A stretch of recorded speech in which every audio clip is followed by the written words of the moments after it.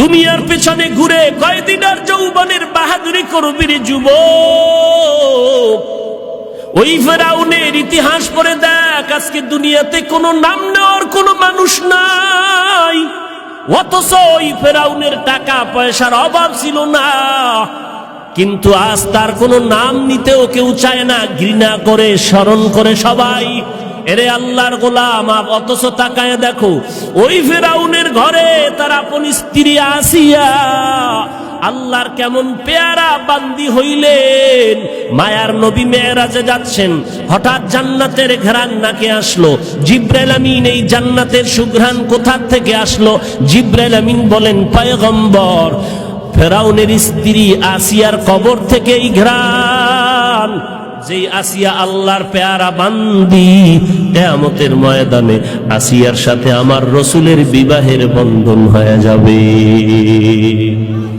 এরে নবীর উম্মতের দল, একটু বালিশে মাথা লাগায় চিন্তা করো। গরু ছাগলকে তো চিন্তা করার মতো মেধা আল্লাহ দেন নাই। ওরে আশরাফুল মাখলুকাত মানুষ, আজকে তোমার পায়ে ধরে ধরে নামাজের কথা বলি, তুমি রাজি হও না, আর আমি নামাজ ছাড়তে চাই না। তুমি টুপি মাথায় দিতে চাও না, আর আমি টুপি মাথার থেকে ফেলতে চাই না। অথচ তুমিও মুসলমান, আমিও মুসলমান, তুমি নবীর উম্মত, আমিও নবীর উম্মত। তোমার কোরআন আমার কোরআন এক, তোমার আল্লাহ তোমার আমার আল্লাহ এক, তোমার নবী আমার নবী এক, তোমার কাবা আমার কাবা এক। অথচ তোমার পায়ে দরিয়া বলার পরেও তুমি নামাজ পড়তে চাও না, আর আমি নামাজ ছাড়তে চাই না। কারণটা কি? একমাত্র আল্লাহ পাকের ভয়।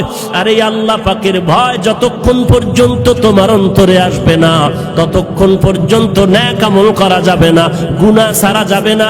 আর অন্তরে ভয় যদি আনতে হয়, আল্লাহওয়ালা তাকওয়াওয়ালাদের সোহবত ছাড়া হবে না রে যুবক। একটু তাকায় দেখো, আমি বলি না তুমি আমার মতো বড় হুজুর হয়ে যাও, না না, তুমি স্কুলে পড়ো, কলেজে পড়ো, ভার্সিটিতে পড়ো, চাকরি করো, ব্যবসা করো।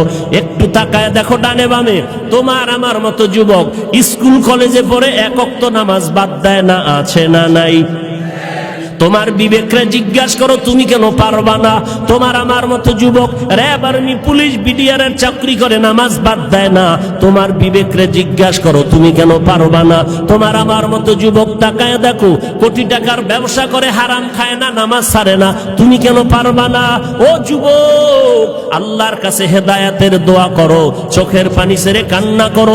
সাহাবায়ে কেরাম যদি এত বেশি আমল করে জীবনটা কান্নায় কাটায় দিতে পারেন, আমার নবীর কোন গুনাহ নাই, এরপরও যদি সারা রাত নফল ইবাদতে কাটাতে পারেন, সমস্ত আউলিয়া কেরাম জীবনটা দিয়া ইবাদত করেছেন, আবার কান্নাও যদি করে কাটাতে পারেন, তুমি আমি কেন কাঁদবো না? চোখের পানি ছাড়া জাহান্নামের আগুন ঠান্ডা হবে না রে ভাই।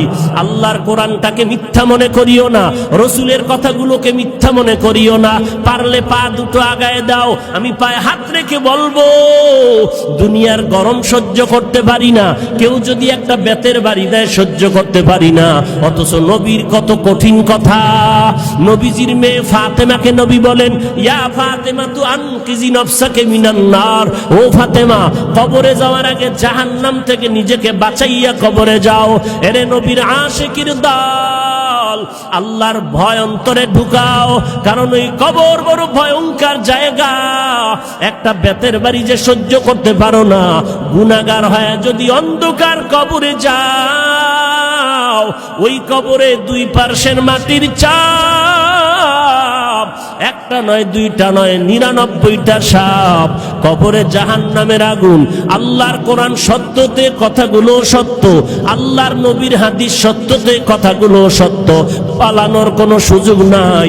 আল্লাহর দরবারে তওবা করো, হেদায়ার মালিক, গলায় ছুরি আসবে, মরে যাব, তারপরে আর নামাজ ছাড়বো না, বেপরদায় চলবো না, নবীর সুন্নতের বিপরীত লাইনে চলবো না, মা বাবাকে কষ্ট দিব না, আলেম ওলামাদের বিরোধিতা করব না, নবীর সুন্নতের বিপরীত লাইনে চলবো না।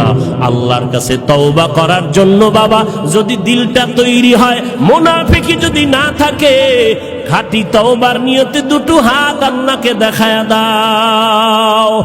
আয় আল্লাহ সবার হাত কবুল করে নেন, তওবা কবুল করে নেন, আমাদের ঈমান আমল মজবুত করে দেন। আয় আল্লাহ গুনাহমুক্ত জিন্দেগি দান করেন, বলেন আমিন।